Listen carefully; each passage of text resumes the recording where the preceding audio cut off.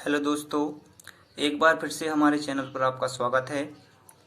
आज के टॉपिक में हम यूनिट फर्स्ट मैं यूनिट फर्स्ट को कवर करवा रहा था, तो उसका सेकंड वाला क्वेश्चन पढ़ेंगे।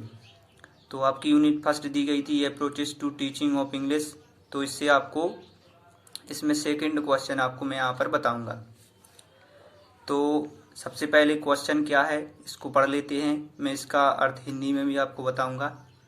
तो चलिए देख लेते हैं कि क्वेश्चन क्या दिया है कि what is the bilingual method, यानी व्हाट क्या इज है बिलिंगुअल मेथड, यानी बिलिंगुअल मेथड क्या है, और what are its advantage and disadvantage.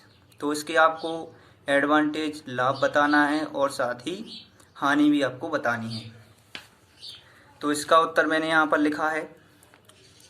तो इसके प्रत्येक सेंटेंस का मैं आपको हिंदी में भी अर्थ बताऊंगा। इससे पहले यदि आप चैनल पर नए हैं तो चैनल को सब्सक्राइब कर लेना है और साथ ही वीडियो अच्छी लगे तो लाइक भी करें और ज़्यादा से ज़्यादा शेयर भी कर देना है। तो चलिए शुरू करते हैं कि दिया है कि bilingual method is are recently developed and invented by professor J C. Donson of Wales. यानी इसमें क्या कहा गया है कि बिलिंगुअल मेथड है जो अभी अभी डेवलप हुई है, यानी विकसित हुई है और ये आविष्कारक है। यानी इससे पहले बिलिंगुअल मेथड थी जो वो नहीं चलती थी।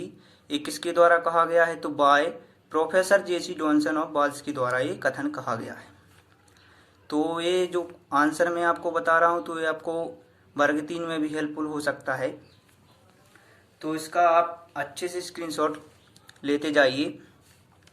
इसके बाद अगला सेंटेंस देखते हैं कि साथ ही उन्होंने क्या दावा किया कि ही क्लेम्स, यानी उन्होंने दावा किया, उसने दावा किया दैट कि दिस मेथड, यानी ये विधि है जो is very effective in teaching a foreign language.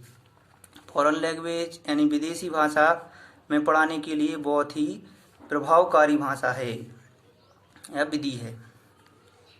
फिर इसके बाद द वर्ड बिलिंगुअल एप्लाइज, यानी जो बिलिंगुअल है वो व्यवहारिक रूप से व्यक्ति के लिए है, और साथ ही कि हु नोज टू लैंग्वेज, यानी 2 लैंग्वेज कौन कौन सी होती हैं। तो इसमें आपको मैं यहाँ पर लिखा हूँ कि द मदर टंग, यानी जो मदर टंग मातृभाषा कहते हैं, और सेकंड लैंग्वेज है आपकी एंड फॉरेन और सेकंड लैंग्वेज, यानी फॉरेन है विदेशी भाषा, इसको द्वितीय भाषा जिसको अंग्रेजी बोलते हैं।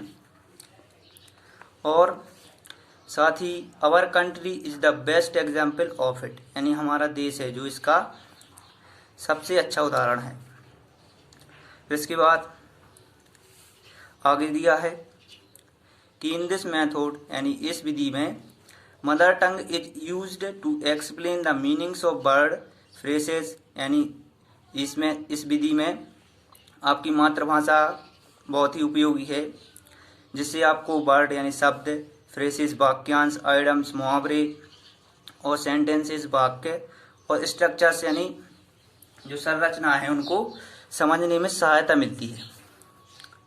और साथ ही दिया है कि ग्रामेटिकल रूल्स, यानी गणितीय जो नियम हैं उसको भी मातृभाषा के द्वारा समझने में सहायता मिलती है बिलिंगुअल मेथड में।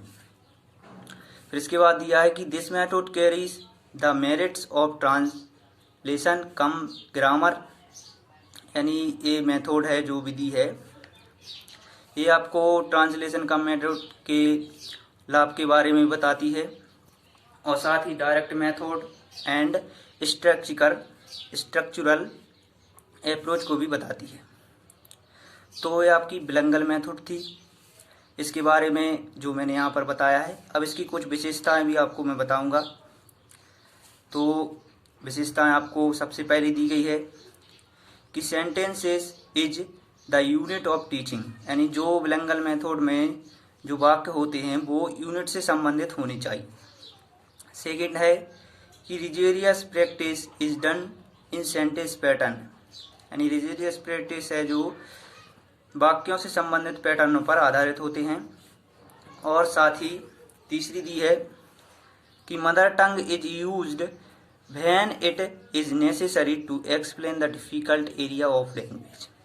यानी जो अपनी मातृभाषा है वो बहुत ही उपयोगी है, जहाँ पर आपको जो भाषा का कठिन एरिया होता है उसको समझने में मदर टंग के द्वारा सहायता मिलती है। इसके बाद आपको कुछ बिलंगल मेथड के लाभ दिए गए हैं। तो सबसे पहला लिखा है कि the time and labour of the teacher is solved. यानी बिलंगल मेथड से आपका टाइम और साथ ही जो कार्य है वो टीचर का बचता है और कार्य को सॉल्व करने में सहायता मिलती है।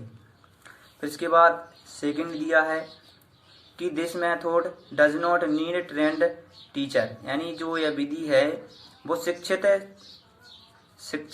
शिक्षितों के लिए नहीं है, यानी शिक्षितों के लिए वो नहीं उपयोगी नहीं है। फिर इसके बाद तीसरा दिया है कि it also stresses speech practice. यानी जो विधि है इसमें आपको तनाव मुक्त होती है विधि, ये तनाव से मुक्त करती है ये विधि।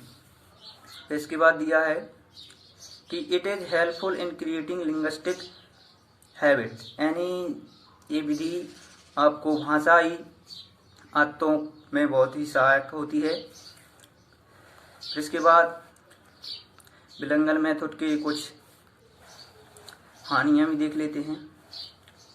तो सबसे पहला दिया है कि this method is still in a experimental stage.